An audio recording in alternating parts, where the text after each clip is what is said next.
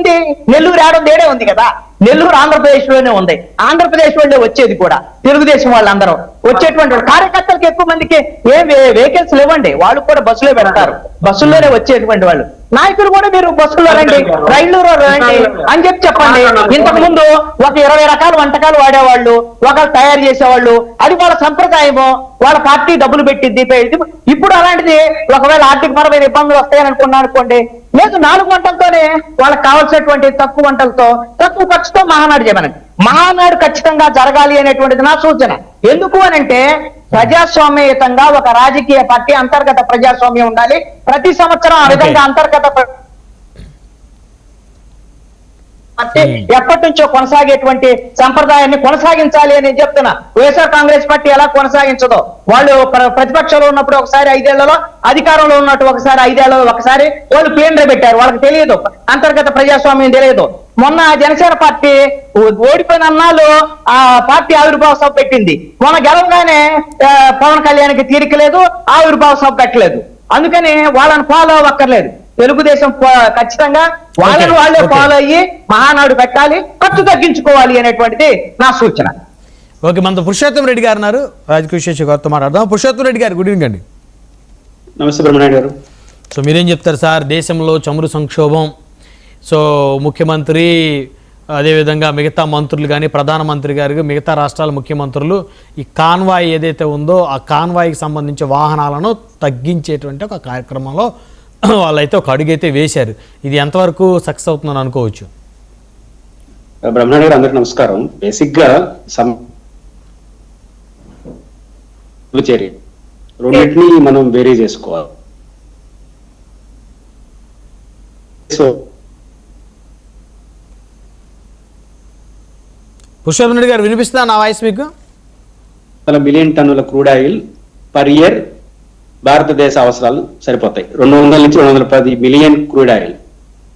కానీ ఆచరణలో మన సామర్థ్యం ఎంతంటే 258 మిలియన్ టన్నుల క్రూడ్ ఆయిల్ సామర్థ్యం ఉంది మన దేశానికి. కాబట్టి ఈ రోజు సంక్షోభం లేకపోవచ్చు.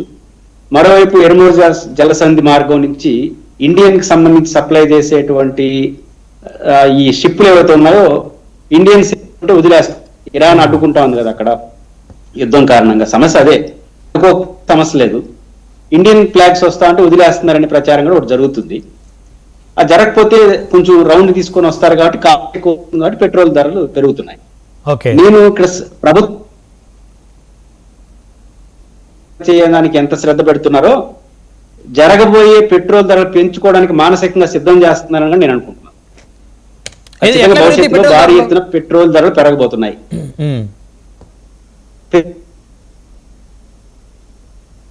ఈ ప్రధానమంత్రి గారు దక్కించుకుంటున్నారు. దేశం అంతా చైతన్య కార్యక్రమాలు చేస్తే పెరిగితే తప్పదు కాబట్టి పెరిగారనుకుంటారు కదా ప్రజలు. ఇక్కడ భారీ ఎత్తున భవిష్యత్తులో పెట్రోల్ ధరలు పెరగబోతున్నాయి అనేదానికి ఈ ముందస్తు ఏర్పాట్లుగా సిగ్నల్స్ రెండు. ఒకటి, పొదుపు చేయడం ఎంత ఇంట్రెస్టో అంతకి మించిన ఇంట్రెస్ట్ పెరగబోయే ధరలకు ప్రజలు కొంత సాటిస్ఫై చేయడం అనేది కూడా దీంట్లో కలిసి ఉందనే విషయం మనం మర్చిపోకూడదు. రెండోది, పొదుపు చర్యలకు సంబంధించినంత వరకు ప్రభుత్వం ఏ చర్యలు తీసుకున్నా ఆహ్వానించదగ్గ పరిణామం. ఇందుకు కృష్ణాంజలి గారు చెప్పినట్టు ఒక ఆదేశంగా ప్రభుత్వం ఏం పాటించాలి? ప్రభుత్వం వీలైనంత వరకు 1 నెల 2 నెలలు, యుద్ధం శాశ్వతంగా ఉండదు కదా, అవును, 1-2 నెలల వరకు అత్యవసరం అయితే తప్ప మంత్రులు ముఖ్యమంత్రులు ఎవరు పర్యటనలు పెట్టుకున్నా ఉంటే మంచిది. అత్యవసరం అయితే తప్ప జిల్లాల్లో అత్యవసరం అయితే పోవాల్సిన తప్పదు.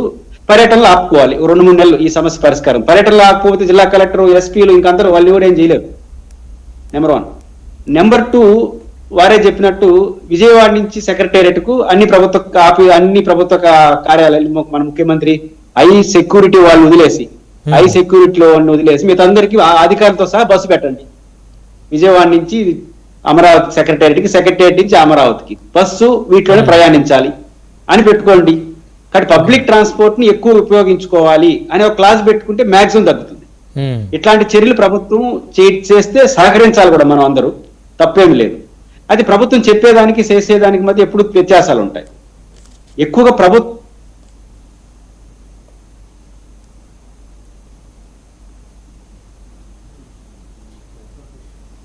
పురుషోత్తం రెడ్డి గారి దగ్గర టెక్నికల్ ఇష్యూ వచ్చినట్టుంది. కాబట్టి వీటిని ఆధారంగా చేసుకొని ప్రభుత్వం కొంత పొదుపు చర్యలను నిజాయితీగా చేయాలి. హై సెక్యూరిటీ వాళ్ళని మినహాయిస్తాం, ఎందుకంటే ప్రధానమంత్రి హై సెక్యూరిటీలో ఉంటే 4 పెట్టుకొని పోతే రేపైనా ప్రమాదం వస్తే ఎవరు భరించేది. కాబట్టి ఖచ్చితంగా సెక్యూరిటీ వరకు మినహాయింపించి మిగతా యథాతథంగా జరగాలి. జరిగితే ఖచ్చితంగా వస్తాయి. అన్నిటికన్నా మించి మనం యుద్ధం వచ్చినప్పుడు మన పాత్ర మనం పోషించాలి భారత ప్రభుత్వం అనేది కూడా ఇక్కడ సందేశం ఇవ్వాలి. ఇప్పుడు వాళ్ళిద్దరూ అప్పుడు ఏమైంది, ఒక 2 దేశాల యుద్ధం జరిగితే ప్రపంచం అంతా ఇన్వాల్వ్ అయ్యేది ఏదో ఒక రూపంలో, ఐక్యరాజ్య సమితి వేదికగా. ఇప్పుడు వాళ్ళ పాటికి వాళ్ళు యుద్ధం చేసుకుని మేము పాటికి మౌనంగా ఉంటాడు. భారతదేశం, చైనా, రష్యా లాంటి బలమైన దేశాలు ఒక క్రియాశీలక పాత్ర, అంతర్జాతీయ పాత్ర పోషించాలి. ఇంకో 2-3 నెలలు యుద్ధం చేసుకున్నట్టు అందరూ అతలాకుతం అయిపోతాం. అవును, మాకేం సంబంధం అంటే కుదరదు. అంతర్జాతీయ పాత్రను కూడా భారత ప్రభుత్వం పోషించాలి. ఎంత పోషిస్తే అంత అందరూ పోషించారు. చిన్న చిన్న దేశాలు భయపడతాయి, పెద్ద పెద్ద దేశాలు పోషిస్తే కొంత కంట్రోల్ చేయడానికి ఉపయోగపడుతుంది అనేది ఒక యాంగిల్. రెండోది, మహానాడుకు సంబంధించినంత వరకు ఖర్చు తగ్గించుకోవడానికి వాళ్ళు ఉన్న మార్గాలు వాళ్ళు ఎంచుకుంటారు. పార్టీ ఖర్చు కాదు కదా, పార్టీ ఖర్చు ఎంత పెట్టుకున్నా పోయిందేం లేదు, వాళ్ళ పార్టీ వ్యవహారం అది. ప్రభుత్వం డీజిల్ తెలుగుదేశం వాళ్ళు పోతే ఎవరు పోయారు, అందరూ పోస్తారు. కాబట్టి అధికార పార్టీ వాళ్ళు వాహనాలు వాడే దాంట్లో కొద్దిగా వాళ్ళు ఎట్లా వాళ్ళ నిర్ణయాలు తీసుకుంటారు. దానికోసం మహానాడిని వాయిదేసే పరిస్థితి ఉంటుంది అనుకోలేదు. వాళ్ళు ఆ ఏర్పాట్లు చూస్తే జరగడం తప్పేం లేదు. మహానాడు అనేది ఒక పార్టీకి సంబంధించినటువంటి ఒక డెమోక్రటిక్ యాక్టివిటీ. మంచిది జరిగితే ఇంకా జిల్లాల నుంచి వచ్చిన వాళ్ళు చెప్తారు వాళ్ళ బాధలు, పార్టీ బాధలే కాదు జనంలో బాధలు కూడా చెప్తారు. ఉదాహరణకు ఒకసారి మహానాడులో దివాకర్ రెడ్డి గారు ఈ టెలికాన్ఫరెన్స్ నుంచి అద్భుతంగా మాట్లాడాడు. తాడిపత్రి ఎక్స్ఎమ్మెల్యే అయినా చంద్రబాబు గారి సమక్షంలోనే మీ టెలికాన్ఫరెన్స్ సగం ఆపేస్తే సగం సమస్య పరిష్కారం అయిపోతుంది ముఖ్యమంత్రిని అన్నాడు. ఇట్లాంటివన్నీ వస్తాయి కదా, ఎవరో ఒకరు మాట్లాడతారు కదా, ప్రజల సమస్యలు వస్తాయి కదా, పార్టీ కార్యకర్తలు ప్రజల్లో వస్తున్నటువంటి ఇబ్బందులు అవన్నీ కూడా చెప్తారు అంతర్గతంగా. అంటే అది ఆ మేరకు ఆ పార్టీకి ప్రభుత్వానికి మంచిది. కాబట్టి ఒక పార్టీ యొక్క డెమోక్రటిక్ యాక్టివిటీని ఆపాల్సిన అవసరం లేదు, జరపాల్సిన అవసరం. అది తెలుగుదేశం పార్టీ వరకు ఆంధ్రప్రదేశ్లో ఉన్న కమ్యూనిస్ట్ పార్టీలు, తెలుగుదేశం పార్టీ ఆ విషయంలో ఒక ప్రణాళికబద్ధంగా రెగ్యులర్ గా ఈ డెమోక్రటిక్ యాక్టివిటీ జరుగుతుంది. అంతవరకు వాళ్ళు అభినందించడం కాదు, అది ఆ పార్టీలకు ఉపయోగం. చాలా మంది ఆ పార్టీ కరెక్టా తప్ప అని ఆలోచిస్తారు, అది కాదు. తెలుగుదేశం పార్టీ ఒక చట్టంలో ఎఫెక్టివ్ గా ఉండడం వల్ల ఆ పార్టీకి అది ఉపయోగపడింది కష్టకాలంలో, పార్టీ క్యాడర్ బేస్డ్ పార్టీగా. కమ్యూనిస్ట్ పార్టీలకైనా వాళ్ళు నిలబడడానికి ఉపయోగం. కాబట్టి పార్టీ క్యాడరు ఇవన్నీ ఎఫెక్టివ్ గా ఉంటే అది ఖచ్చితంగా ఆ పార్టీకే కాదు ప్రజాస్వామ్యానికి కూడా మంచిది. అందరూ దాన్ని ఫాలో అవ్వ తప్పదు.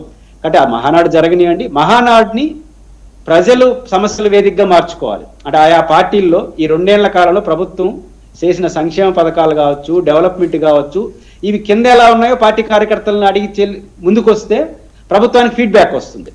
అలాంటి వేదికగా మహానాడు మారింది అనుకోండి, ఇద్దరికి మంచిది. అలా కాకుండా భవిష్యత్తులో లోకేష్ గారు ఎలా అవుతారు, భవిష్యత్తులో తెలుగుదేశం పార్టీని ఎట్లా నడుపుతాడు, ఈ చుట్టూ నడిపారు అనుకోండి, దానివల్ల పెద్ద ప్రయోజనం వాళ్ళకి. ఇప్పుడు మహానాడు జరిగితే ఇప్పుడు చిన్నపరెడ్డి గారు లాంటి వాళ్ళు, వైఎస్ఆర్సీపీ వాళ్ళు రేపు దేశం అంతా సంక్షోభంతో అట్టుడిగిపోతా ఉంది, చమురు దొరకటం లేదు, రేట్లు పెరిగే పరిస్థితి ఉంది. ఈరోజు మహానాడు 4 లక్షల మంది హాజరయ్యారు.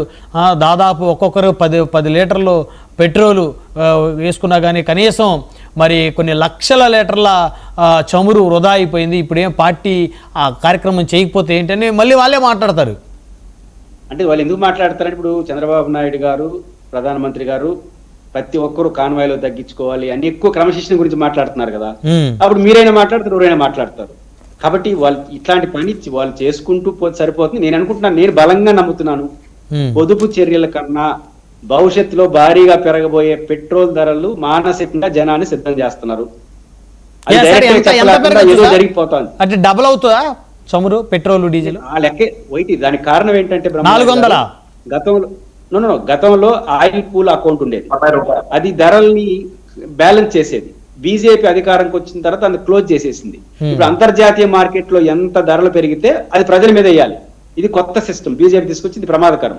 ఇప్పుడు భారీ ఎత్తున పెరగతాయి, 100 పెరుగుతున్నాయి, 50 పెరుగుతున్నాయి, భారీ ఎత్తున పెరగబోతున్నాయి.